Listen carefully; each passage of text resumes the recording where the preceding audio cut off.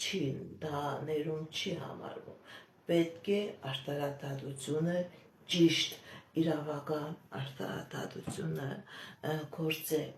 եթե այդ մարդը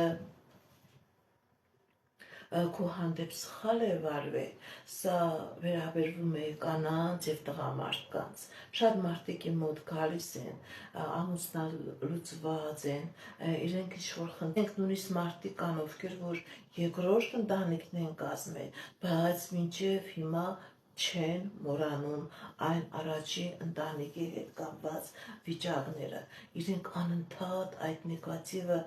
տեսնում են իրենց ուղեղի մեջ, ես չեմ կարող ներել, ես չեմ կարող ներել, ես ասում եմ, դա չի նշանակում, որ դու պետք է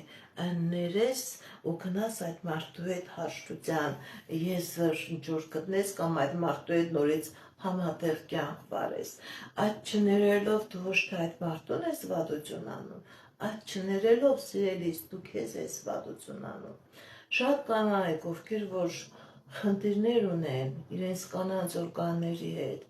շատ տղամարդիկ, ովքեր որ խնդիրներ ունեն իրենց սեռական օրգանների հետ, սրտի երեխաների հետ, իրենք հատկապես իրենց անձնական կյանքի մեջ եղել է դրվագներ, որ իրենք չենք կարողանում ներել եւ անընդհատ այդ դրվագը պատտեսնելով իրենց ուղեղի մեջ չեն ներում եւ դա ֆիզիկական մարմնի վրա նման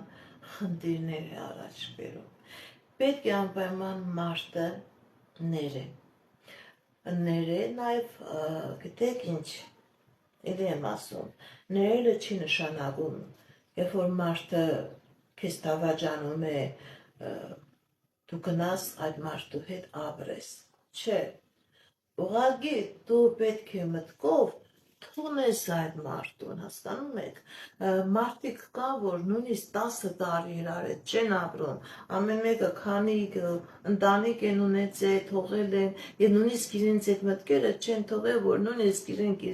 իրենց թասա ընտանիքը վայելեն, հասկանան այդ ընտանիքի հաճույքը, անընդհատ այդ նեգատիվը իրենց մտքի մեջ պատտեսնելով, այդտեղ իրենք իրենց գցում են նեգատիվի մեջ, մարդը պետք է ներե, զավակը իրավունք չունի, ծնողը եւ զավակը իրենք ոչ պետք է ծնողին քննադատեն, ոչ է զավակին պետք է քննադատեն, ամեն մեկը իր կարողության չափով պետք է կարողանալիս նեղեցած են, նման բան չպետք է լինի, ծնող զավակ հարաբերությունը դա ամենաամուր հարաբերությունն է, մեկը մեկին պետք է սիրեն, հարգեն, չպետք է քննադատեն, չպետք է մեկը մեկից շատ բաներ կա, պետք է լինի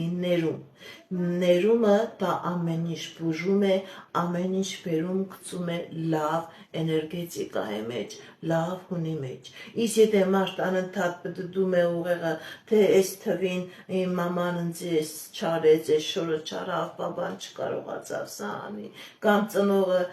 երեխան ինձ չլսեց, դա չի թողնում, որ ոչ դուք զարգանաք, ոչ երեխան, ոչ էլ ծնողը, ընդհակառակը, քանի գնաք, դուք խնդիրներ կունենաք, դուք նեգատիվ մեջ կապնեք, պետք է անպայման ներեք եւ առաջ գնաք,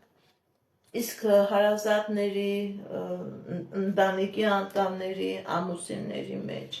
էլի եմ ասում, եթե այդ կինը կամ տղամարդը քեզ այնպիսի իրավիճակի առաջ է կանգնեցրել, որ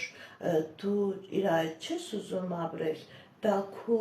կամքն է, դա ոչ մեկը քեզ չի ասում, որ դու պետք է իր հետ ապրես, բայց տարիներով այդ ցավը մտքի մեջ պատտեսնելը դու վատություն ես անում հենց քեզ դու քո էներգետիկ դաշտը կայկայում ես եւ որպես մարդ, որպես անհատ չես զարգանում, իսկ եթե ներում ես եւ թողնում ես անցյալում եւ ամեն ինչ սկսում ես նոր էջից, ձեր կյանքի մեջ առաջխաղացում կլինի, դուք ամեն ինչ կհաղթահարեք, ամեն խնդիրները կլուծեք, հասկանում եք, իսկ եթե մարդը ընդհանուր պտտում է այդ նեգատիվի վրա, 10 տարի ես չեմ կարողանում մոռանալ իր արած դավաճանությունը, ու ինքը այդ մարդը եւ սրտի հետ խնդիր ունի, եւ կանացի հետ խնդիրներ ունի, եւ սեռական օրգանների խնդիրներ ունի, եւ անձնական երջանկության հետ խնդիրներ ունի, որովհետեւ իր ուղեղը պտտում է անընդհատ այդ դավաճանության էներգետիկայի շուրջը։ Ամենակարևորը պետք է ներես, չի նշանակում ներել եւ ապրել այդ մարդու հետ։ Եթե այդ մարդը չի, ուրեմն իր հետ չի կարելի ապրել։ Բայց պետք է մոռանաս, այստեղ հնարավոր է նաև ներելը ոնց որ արհամարանք, հասկանում եք, արհամարանքը ամենալավ զենքն է, դուք դրանով պաշտպանում եք ձեր բիոէներգետիկ դաշտը, ձեր ուղեղը, ձեր հոգեբանական առողջությունն եք պաշտպանում եւ առաջ եք գնում։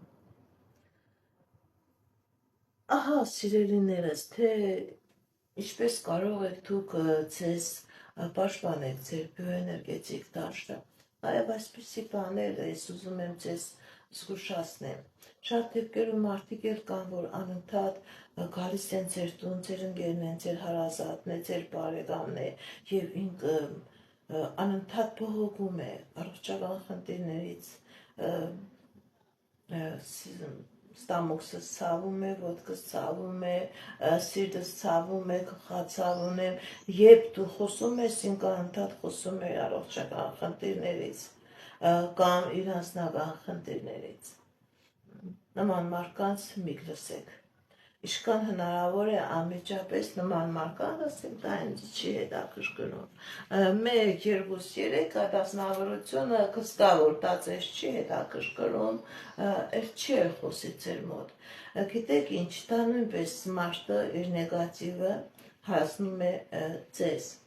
Դու կարող ես լսելով ընդունես, լսեցիր առողջական խնդիրների մասին, դու կունենաս առողջական խնդիրներ։ Լսելով անձնական խնդիրների մասին, դու կունենաս անձնական խնդիրներ։ Լսելով ֆինանսական խնդիրների մասին, դու կունենաս ֆինանսական խնդիրներ։ Իսկ եթե մարդուն մի անգամ ասես չէ կամ ինձ համար հաճելի չէ այդ թեմայի շուրջը խոսել, կամաց այդ մարդը կգտնի ուրիշ ականջ, ով կարող է եւ վերցնի այդ նեգատիվ էներգետիկան, կարող է եւ չվերցնի։